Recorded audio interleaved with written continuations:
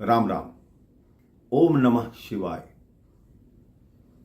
कहते हैं कई बार आपकी जो बुद्धिमानी होती है, अधिक चतुराई होती है, वो आपको महंगी पड़ सकती है, वो आपको हानि पहुंचा सकती है। आप बुद्धिमान बनिए, लेकिन दुनिया को बेवकूफ समझने की चेष्टा मत कीजिए। एक बहुत ही विद्वान पंडित थे। वो बहुत सारे शास्त्रों का अध्ययन करके अपने गांव में आए।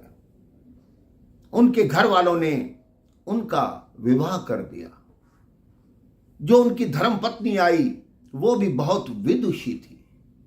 उसने आते ही अपने पति से कहा कि आप बहुत बड़े विद्वान हैं, केवल मेरे एक प्रश्न का पहले उत्तर दीजिए कि पाप का बाप कौन होता है।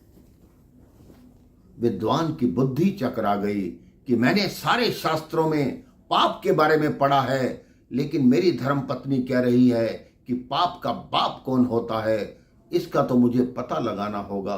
प्रातःकाल ही वो चलकर अपने गुरु के पास जाने लगा। उसकी धर्मपत्नी ने कहा, कहाँ जा रहे हैं? तो उस विद्वान ने कहा कि मैं तुम्हारे प्रश्न का उत्तर ढूंढने जा रहा हूं। मार्ग में ही एक वैश्या का घर पड़ता था। वैश्या ने कहा, पंडित जी सुबह सुबह कहाँ जा रहे हो? तो पंडित जी ने कहा, मेरे मन में एक प्रश्न है, उसका उत्तर लेने जा रहा हूं। उस वैश्या ने कहा, क्या प्रश्न है? तो पंडित जी ने कहा कि पाप का बाप कौन होता है।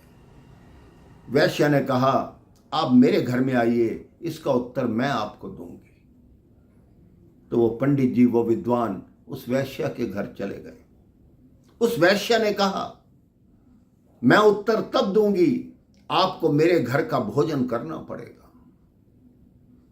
उस विद्वान ने कहा, मैं तुम्हारे घर का भोजन कैसे कर सकता हूं, तुम उत्तर मत दो, मैं अपने गुरु के पास जाऊंगा, वो उत्तर दे देंगे।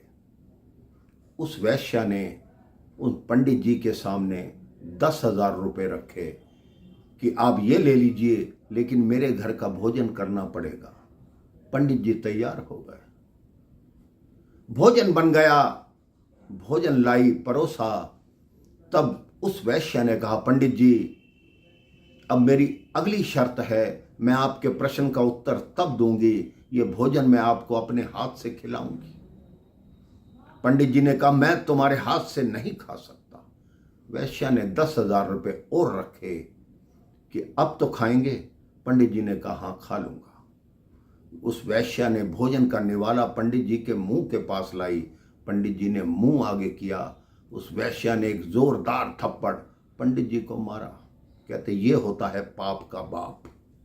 लोभ में पड़कर तुम अपनी मर्यादा भूल रहे हो। मैं निम्न जाति की हूं, नीच जाति की हूं, तुम उच्च जाति के हो। पैसों के पीछे जो अपनी मर्यादा को भूल जाए वही पाप का बाप है।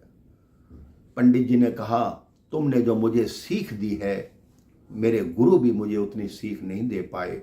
आपने मेरा जीवन धन्य कर दिया। मेरी जितनी बुद्धिमानी का अहंकार था उसको समाप्त कर दिया।